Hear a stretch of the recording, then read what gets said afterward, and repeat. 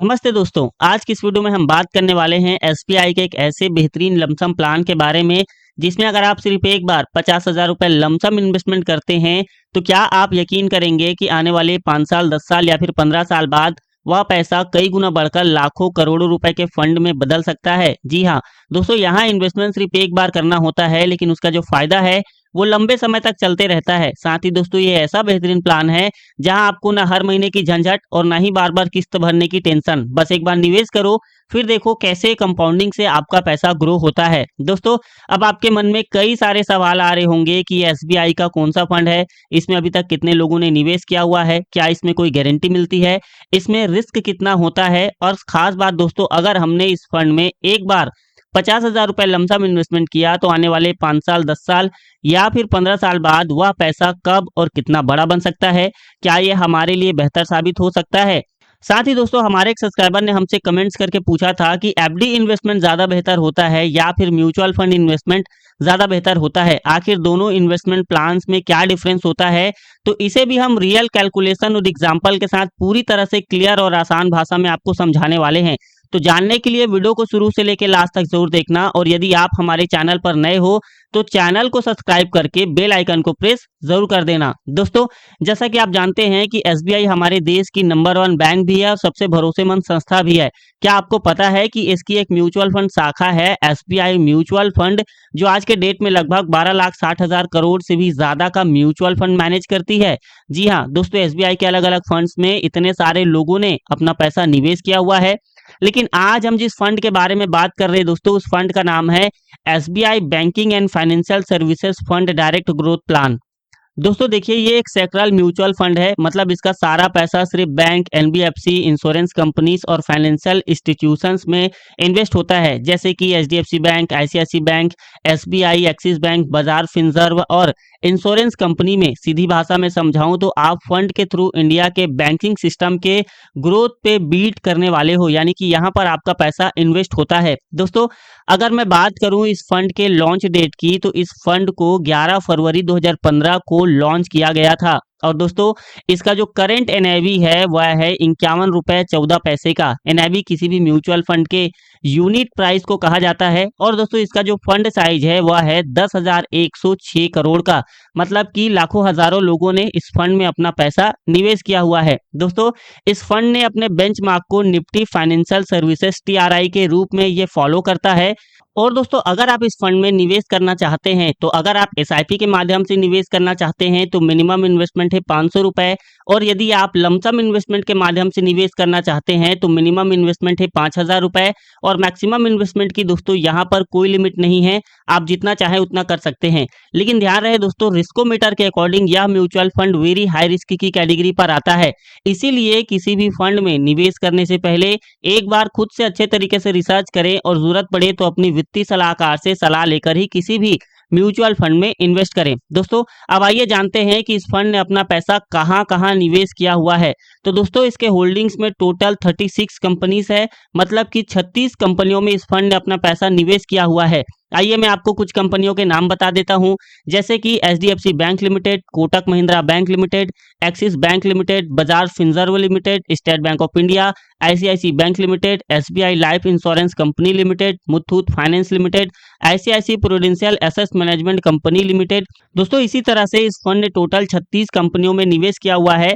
जैसे जैसे ये कंपनियां ग्रो करेंगी, बड़ी होंगी, वैसे वैसे आपके पैसे की वैल्यू भी धीरे धीरे ग्रो होने लगेगी। अब दोस्तों, आइए हम बात करते हैं कि हमारे एक सब्सक्राइबर ने हमसे कमेंट्स करके पूछा था कि सर, एफडी इन्वेस्टमेंट ज्यादा बेहतर होता है या फिर म्यूचुअल फंड इन्वेस्टमेंट ज्यादा बेटर होता है। आइए इसे क्लियर करते हैं। सबसे पहले समझते हैं दोस्तों, एफडी क्या होता है। फिक्स डिपॉजिट, मतलब आप बैंक को अपना पैसा देते हो और बैंक बोलता है कि इतने साल बाद आपको इतना फिक्स इंटरेस्ट मिलेगा। इसलिए काफी लोग एफडी को सेफ इन्वेस्टमेंट मानते हैं। पैसा सिक्योर होता है, रिटर्न पहले से ही पता होता है, और सीनियर सिटीजन्स को थोड़ा ज्यादा इंटरेस्ट भी यहाँ पर मिल जाता है। लेकिन यहाँ एक प्रॉब्लम है जिससे अक्सर लोग इग्नोर कर देते हैं, और वो है दोस्तों इन्फ्लेशन का।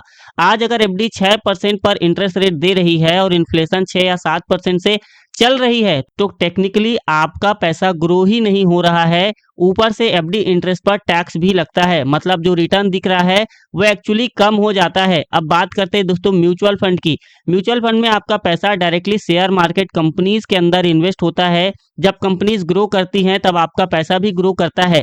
यहाँ आप अकेले डिसीजन नहीं लेते, बल्कि प्रोफेशनल फंड मैनेजर्स आपके पैसे को मैनेज करते हैं। म्यूचुअल फंड का सबसे बड़ा एडवांटेज ये है कि लॉन्ग टर्म में ये इन्फ्लेशन को बीट करने की पावर रखता है। एसआईपी के माध्यम से हो या फिर लमसम के माध्यम से हो, आप छोटी अमाउंट से भी इन्वेस्टमेंट को स्टार्ट कर सकते हैं और अलग अलग गोल्स के लिए अलग अलग टाइप्स के म्यूचुअल फंड को चूज कर सकते हैं। हाँ, ये बात सच है कि शॉर्ट टर्म में म्यूचुअल फंड ऊपर नीचे होता है, कभी मार्केट गिरता है, कभी मार्केट बढ़ता है, लेकिन हिस्ट्री ये दिखाती है कि जो लोग लॉन्ग टर्म के लिए डिसिप्लिन के साथ इन्वेस्टेड रहते हैं वही लोग पैसा बनाते हैं। अब एक रियल एग्जांपल लेते हैं। मान लो आप 10,000 रुपए महीने का इन्वेस्ट करते हो 20 साल तक। अगर एफडी में पैसा रखते हो तो लगभग 6% इंटरेस्ट रेट के साथ आपको लगभग 45 से 50 लाख रुपए मिलेंगे। वहीं पर अगर आप म्यूचुअल फंड में इन्वेस्ट करते हो एवरेज 12% एक्सपेक्टेड रिटर्न्स के साथ, तो ये अमाउंट लगभग मोटी मोटा 1 करोड़ रुपए के आसपास पहुंच सकता है।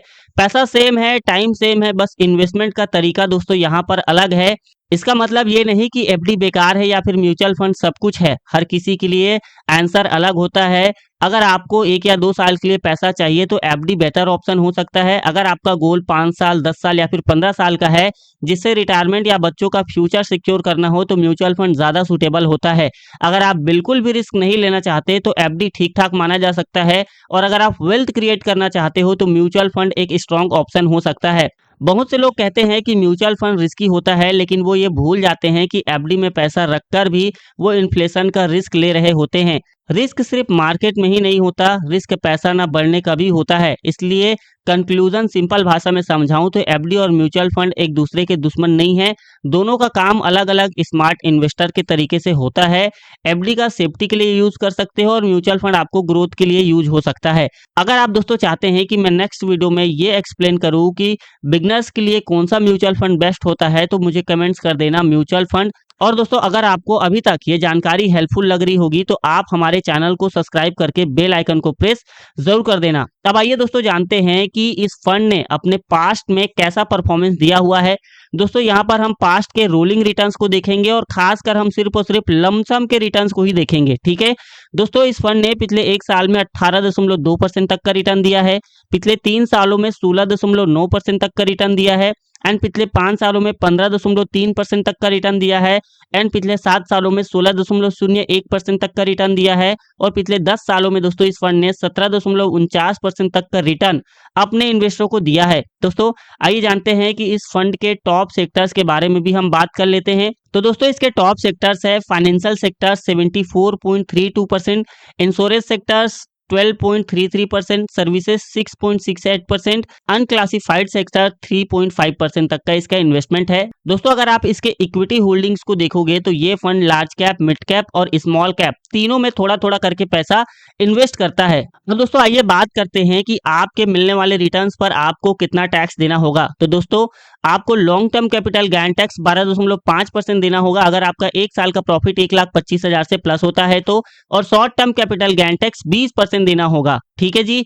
अब दोस्तों आइए चलते हैं कैलकुलेटर पर और आपको कैलकुलेट करके बताते हैं कि अगर आपने सिर्फ एक बार 50,000 रुपए लमसम इन्वेस्टमेंट किया तो आप भविष्य में कितने रुपए तक का फंड तैयार कर सकते हैं। दोस्तों यहाँ पर हम एक्सपेक्टेड रिटर्न्स को 15% लेकर चलेंगे। भविष्य में अगर इस फंड ने 15% का ही एक्सपेक्टेड रिटर्न दिया तो कितने रुपए तक का फंड बनाया जा सकता है। साथ ही दोस्तों एक बात याद रखना, ये वीडियो सिर्फ एजुकेशन पर्पस के लिए है, ये कोई भी इन्वेस्टमेंट एडवाइस नहीं है। और यहाँ हम जो कैलकुलेशन लेने वाले हैं वो कैलकुलेशन भी पास्ट परफॉर्मेंस के बेसिस में है। तो आइए हम स्टार्ट करते हैं। दोस्तों अगर आप 5 सालों के लिए करते हैं तो आपका एस्टिमेटेड रिटर्न हो सकता है लगभग 50,568 रुपए तक का, और लगभग फाइनल पैसे की वैल्यू हो सकती है 1,05,68 रुपए तक का। अगर आप 10 सालों के लिए करते हैं तो एस्टिमेटेड रिटर्न हो सकता है 1,52,278 रुपए तक का, और लगभग फाइनल पैसे की वैल्यू हो सकती है 2,02,278 रुपए तक का।